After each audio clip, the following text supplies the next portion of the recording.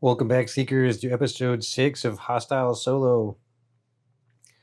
When we left off last time, the squad had taken down the battle armor after a rather crazy fight, especially a really lucky grenade toss from Sarge that hit with a lot of force and disabled the weapon of the battle armor. Without that one really lucky toss, the fight certainly would have been much worse. And now the squad has taken a look inside of the armor. They were able to open it with a mechanical check from DJ, and they could see inside that there was a Marine with the insignia of the Pittman base, which is a secret weapons testing base here for the Marines. So they were actually fighting one of their own in this rogue battle armor suit, and they contacted the lieutenant on the radio, and they're demanding answers. And the lieutenant is, he's going to be needing to collect evidence to present to the commanding officer of the Pittman base, which is the Colonel Marshall. So whatever the squad can do to collect evidence of what has transpired here will help with possibly bringing some repercussions against the colonel here, and also maybe getting some answers about what's going on.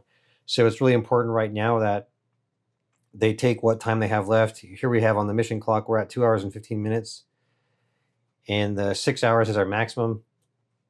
So it's important that they use what time they have left here to gather some evidence that they can then confront the colonel with Colonel Marshall. So right now, they of course want to find out what happened with the loggers. And one thing that they could do is that they could hack into the computer systems of the combat armor, of the battle armor. And the battle armor, of course, has been damaged quite considerably at this point, but we could say something that the brain or the computer components of the battle armor are very well protected due to the fact that they are brains. So we could say that they're still intact, but you're going to have to hack into them because obviously they are a high-tech piece of military equipment, and it's not easy to hack into it. And no one in our team really has expert level computer skills. We do have Buttons, who has a 1 in computer skills, so she has some experience, but not a great amount of it. And it does give us some guidance in the Medusa book. So the first thing we need to do is to pass a comms check, and if we can pass the comms check, then we could do a computer hacking check. So the comms check would be to establish a connection with whatever computer system we have here. So we'll need to roll just a flat 8. I don't think we'll give any bonus here, so we just need to roll an 8. And that's going to be a 10, so that will pass the comms check there. So now on a 10, we need to pass a 10 of computer to get through here. And on the comms check, Buttons would have at least got a +2, so that would have actually been a 12 there. And with her 1 computer skill, she will get a +1. And she does not have high enough characteristics, I believe, to get any kind of bonus here. So I think that's going to be intelligence, I think, would be the bonus for this. And she has 7, so it's not going to be high enough to get a bonus. So she will just get the +1 bonus for her computer skill. So that means that she's going to need to roll at least a 9 here. It's going to be pretty tough. And wow, she has rolled a 12, so that's a critical success. So that's great. So Buttons is able to just hack into the system, no problem, and she now has full access to the system. And this is definitely going to give us some much needed evidence. And so in the process of looking through the system in the battle armor, um, she's able to see some a login or um, a connection attempt by this Marine, and she can see that the Marine um, basically powered up the unit um, about 24 hours ago is when he powered it up, and then she's now able to look at the telemetry data within the computer, and she can see that where the armor has moved. And so what happened was is that the armor exited out of the Pittman base, and through its various scanning abilities, it found the colony and probably assumed that the colony was an enemy location. Now, this battle armor has been designed to work both on an AI system and on a system being controlled by a pilot, and so that's something that Buttons is able to see right now, that it has an AI system in it, and but also has the ability for the pilot to log into it and control it that way. So she sees that the the AI system has actually been controlling this thing throughout the process, and she sees lots of attempts that were denied by the Marine and pilot to override the system. And so she sees that the armor made its way over to the logging camp, and the armor was designed for the wars in the Tassetti Wars, and so the armor possibly got confused and thought that the colony was in fact an enemy base, and it went directly to this base. And she's able to see with various audio and visual data that the armor basically lured the loggers out of the base. It used some kind of distraction, some kind of noise to lure them out, and then as they were lured out of the base into a more of a forested area, the armor essentially gunned them down, and so they were all gunned down. And she's able to see a kind of a rough idea of where that location is through the telemetry data, so they'll be able to go to that location and take a look at that shortly. And she's also able to see some more footage of the combat armor picking through the logging camp, and it's taking all of the energy resources, and they're going to assume that, much like their own suits, which only have 6 hours of power, the battle armor was having to collect every sort of power source that it could find in order to keep its power reserves going, because it also has only a limited amount of power. So that explains why the entire colony is completely dark and dead. There's no power on anywhere, and why there's drag marks all over the ground, and why the anything that to do with some kind of batteries or power reserves, even fuel, things like that, have been stripped out of the colony. So the combat armor was doing everything that it could on its AI system to support itself, and basically to fight a war with this base, because it was under the impression that this was war fighting on the Tassetti in the Tassetti battle zone, which of course this is not that, but that's what it was designed to do, and it was on its mission to fight a war.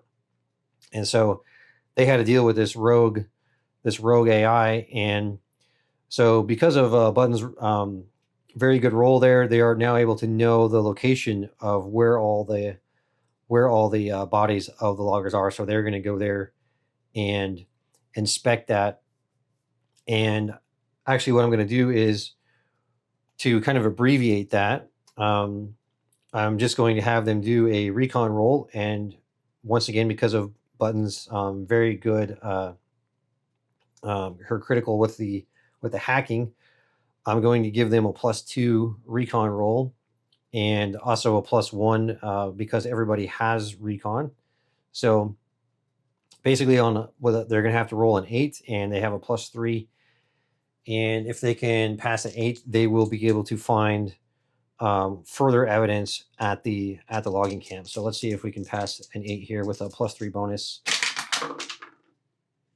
And yeah, they're going to pass that no problem.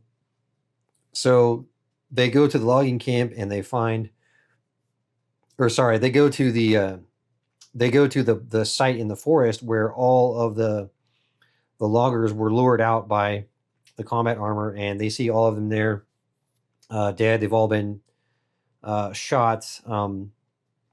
They all have severe burn marks and large wounds from being shot by the plasma weapon that the battle armor has. And so they're able to collect this evidence. They are able to collect, pictures and various things here. So all of this is going to contribute to evidence that they need to show in order to confront the colonel of the secret weapons base, of the Pittman base. And we need to look at how much time all this took. So we could probably say that the combat and everything that happened with that was roughly about maybe 10 minutes. And then the time for them to open up the unit and inspect everything, and then also to hack it and look at all that, probably say an hour for that. So we're looking at an hour and 10 minutes there. And then for them to go to the site and look at everything there, we could probably roll a 1d6, and let's say how many 1d6 tens of minutes here.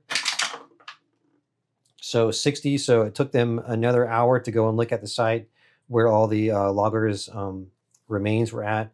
So that's going to add another 2 hours and 10 minutes.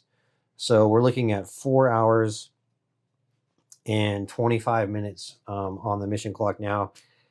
And now what they're going to need to do is call up the lieutenant and let him know that they are ready to evacuate. They're ready to go to the extraction zone.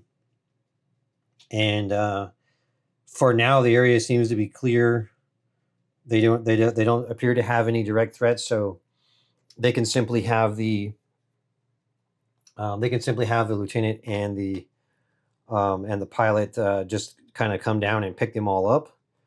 And so they will all be picked up, and so they're able to exit the mission area after about maybe 4.5 hours. So they came out okay on time there. And now they are all going to go. They're going to go over to the Pittman base and talk to the colonel there and see if they can get to the bottom of what's going on here. Okay, so we are now inside of the main living quarters of the Pittman base on Medusa, and they've come back. The squad has come back from the mission site, and they're reporting that they have dealt with the threat and that they have found conclusive evidence about what happened there and everything that went on in this incident. And so, of course, they're going to report their findings, but the larger issue here is why did they have to deal with a rogue Marine combat armor? And of course, they were able to collect all the evidence that they could find about this. And so, Lieutenant Eastwood talks with Colonel Williams here. It's going to be Colonel Williams. I didn't have any more tokens, so he's going to be this. He's going to be this little mini right here.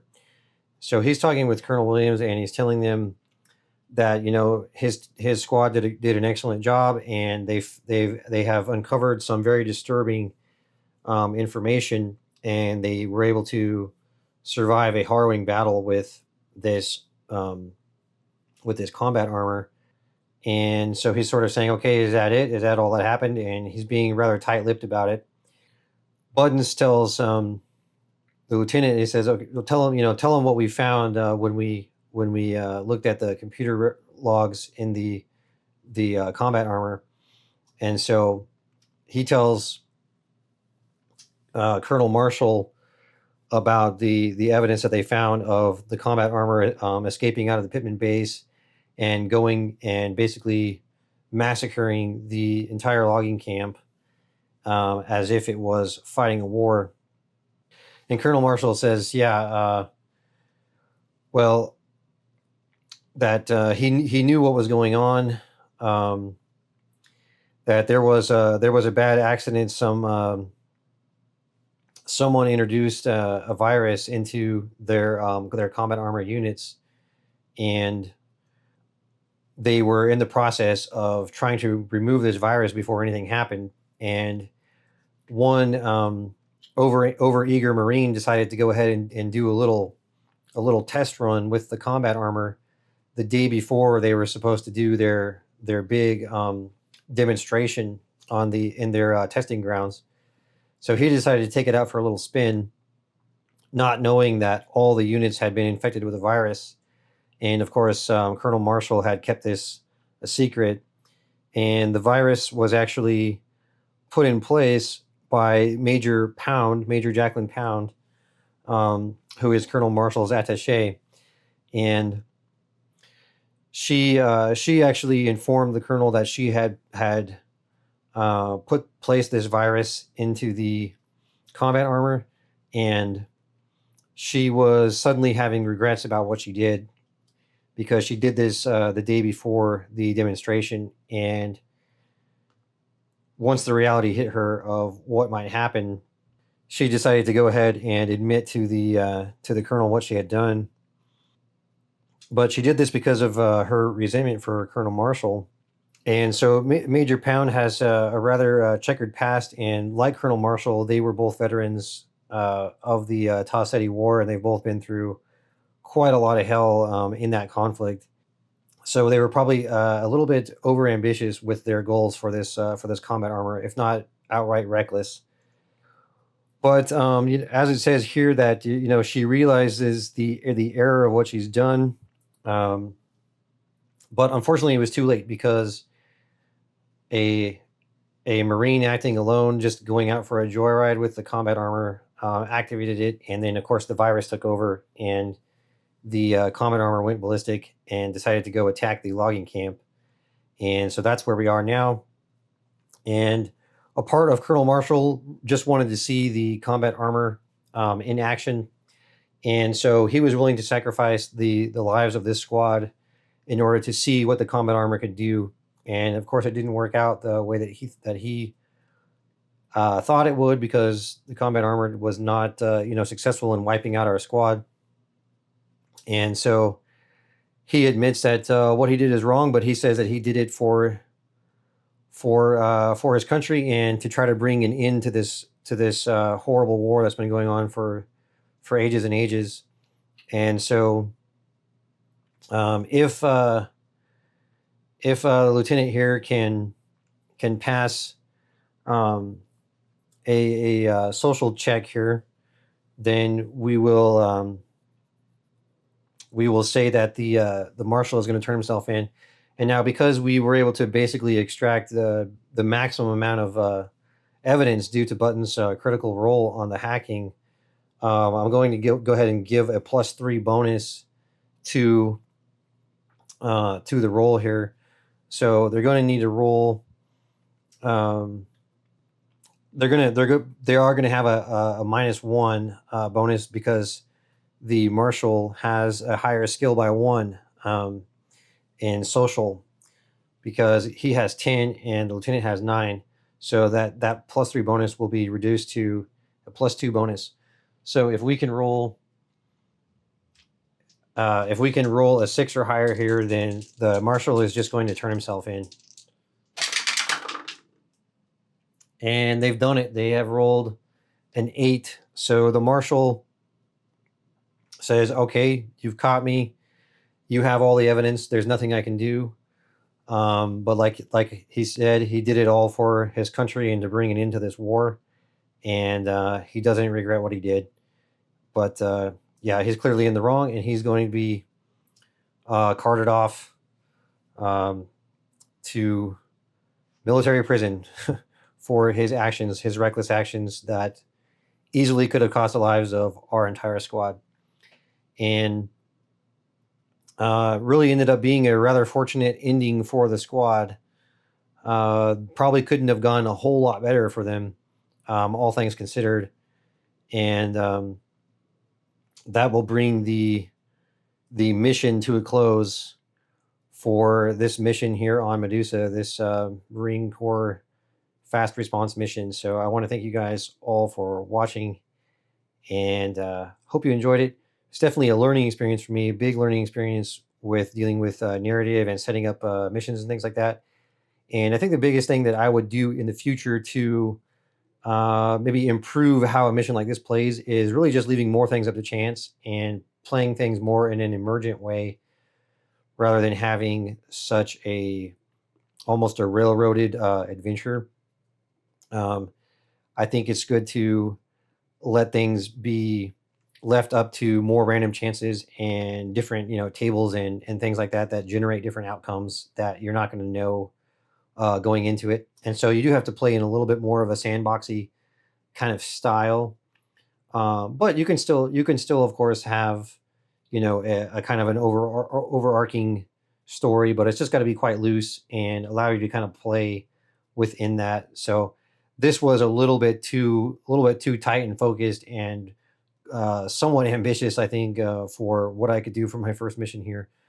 But yeah, once again, certainly a learning experience that I hope somebody out there enjoyed, and it definitely gives me some ideas how to proceed with further missions in the hostile and Cepheus universe. So thank you for watching, and we'll see you next time.